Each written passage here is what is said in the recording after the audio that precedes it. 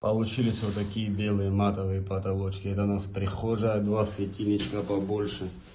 Это у нас коридор, расположение светильника, все симметрично. Здесь у нас разделитель и зал с кухней. Тоже 7 светильничков, 2 трека, подсветочка у нас на гардине, потайной карниз будет.